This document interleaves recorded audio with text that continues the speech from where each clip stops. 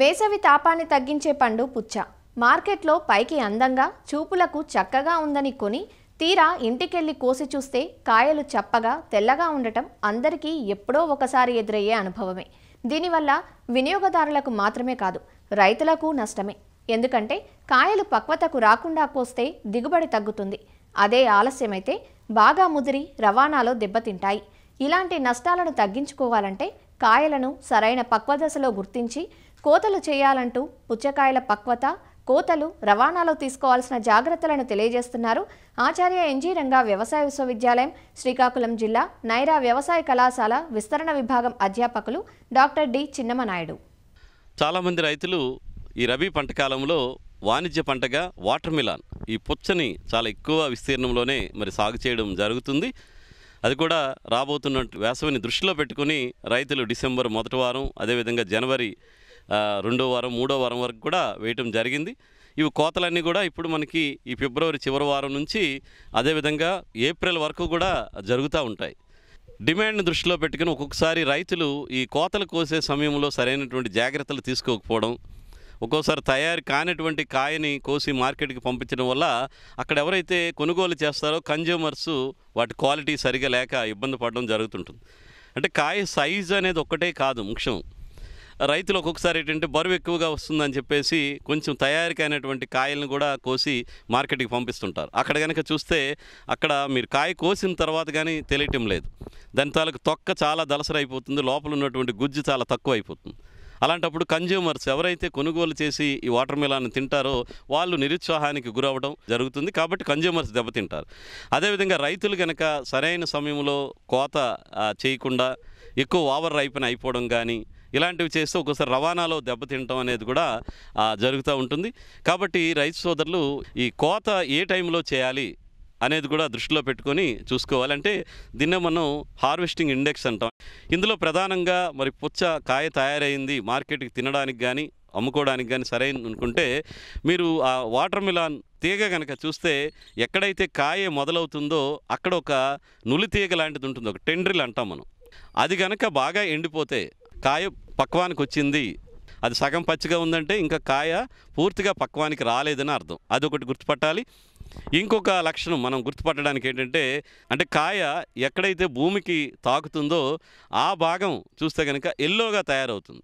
అలాగ మారింది అంటే ఆ కాయలు కూడా బాగా తయారయ్యాయని చెప్పేసి అర్థం చేసుకొని అలాంటి కాయల్ని కొయ్యాలి. అదేవిధంగా శబ్దాన్ని బట్టి కాయ బాగా తయారైంది లేదు అని శబ్దాన్ని బట్టి మనం గుర్తుపెట్టుకుంటే, తయారైన కాయ అయితే కనుక మీరు దాని మీద కనుక చేత్తో కానీ తట్టి చూస్తే మీకు ఒక రకమైన అంటే టేబుల్ మీద కొట్టినట్టు టంగ్ టంగ్ అని కొంచెం సౌండ్ వస్తుంది, అలాంటి శబ్దం వస్తుంది.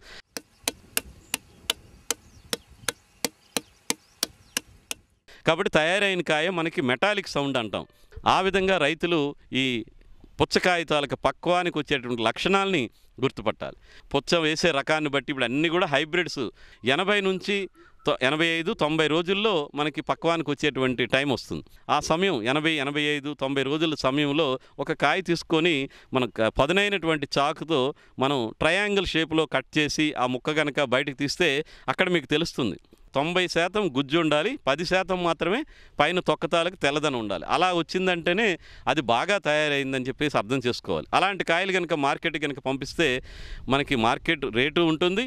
అదేవిధంగా కన్జ్యూమర్స్ ఎవరైతే కొనుగోలు చేస్తారో వాళ్ళని కూడా వాళ్ళు పెట్టిన ధరకి మంచి నాణ్యమైనటువంటి పుచ్చకాయలను కూడా అందించినట్టు అవుతుంది. కాబట్టి రైతు సోదరులు ఈ కోసే సమయంలో ఇలాంటి జాగ్రత్తలు తీసుకోవాలి. ఇంకొకటి ఏంటంటే, కోతకు ముందుగా చాలామంది రైతులు ఏంటంటే బరువు ఎక్కువగా వస్తుందని ఒక్కోసారి నీరుని పెట్టేస్తుంటారు. ఆ నీరు పెట్టడం వల్ల ఏంటంటే ఆ పుచ్చకాయలో ఉండేటువంటి తీపిదనం, టీఎస్ఎస్ అంటారు, టోటల్ షుగర్స్ ఏవైతే ఉంటాయో అవి డైల్యూట్ అయిపోయి ఆ తీపిదనం తగ్గిపోతుంది. కాబట్టి రైతులు కోతకి ఒక వారం రోజులు ముందుగానే నీటిని ఆపిస్తే లోపల ఉన్నటువంటి గుజ్జంతా కూడా బాగా తయారయ్యి అక్కడ తీపిదనం కూడా పెరుగుతుంది. కాబట్టి రైతులు ఆ చర్యలు కోతకు ముందుగా తీసుకోవాలి. అదేవిధంగా మార్కెట్ డిమాండ్ని బట్టి మీరు ఎన్ని కాయలు ఎన్ని టన్నులు వెళ్తుంది అనేది ఒక అంచనా వేసుకొని ఆ విధంగా ఒక ఫేజ్డ్ మేనర్లో మనం కనుక కోత కోసుకొని మార్కెట్కి అందిస్తే మంచి ధరలు వచ్చేటువంటి అవకాశం ఉంటుంది. ఒకవేళ ఒక్కొక్కసారి మార్కెట్ ధరలు సరిగా లేనప్పుడు కోసిన తర్వాత వాటిని కొంచెం జాగ్రత్తగా నీడలోనే నిల్వ ఉంచడం, కాయలను కూడా ఒకదాని మీద మరీ ఎత్తుగా బరువుగా పేర్చకుండా 3-4 వరుసల వరకు మాత్రమే పేర్చుకొని నీడలో అమర్చుకోవాలి. అదేవిధంగా మనకు ట్రాన్స్పోర్ట్ చేసేటప్పుడు కూడా, అంటే దూర ప్రాంతాలకు కూడా మనం వాటర్ మిలాన్ని ఈ పుచ్చకాయలను పంపిస్తాం కాబట్టి వీటిని లారీల్లో కానీ వ్యానుల్లో కానీ వేసేటప్పుడు కూడా సరైనటువంటి జాగ్రత్తలు, అంటే వరిగడ్డి కానీ లేదంటే పేపరు పొట్టు కానీ లేదంటే వేరే రకం కుషనింగ్ మెటీరియల్ అంటాం, ఇలాంటి మెటీరియల్ని వేస్తే అది కూడా మరి ఎక్కువ వరుసలు ఎక్కువ బరువు వేసేయకూడదు. అలాగ మనం మార్కెట్ కనుక పంపిస్తే అక్కడ కాగితాలకు నాణ్యత ఉంటుంది, మార్కెట్లో కూడా మంచి ధరలు ఉంటాయి. మనం అక్కడ మార్కెట్కి పంపించిన తర్వాత కూడా దెబ్బ తినకుండా ఉండి మార్కెట్లో మంచి ధరలు పలకడానికి కూడా ఆస్కారం ఉంటుంది. కాబట్టి కోతలోను, నిల్వలోను, రవాణాలోను ఈ పుచ్చ సాగు చేసే రైతులు ఇప్పుడు చెప్పుకున్నటువంటి జాగ్రత్తలు పాటించాల్సిందిగా కోరుతున్నాను.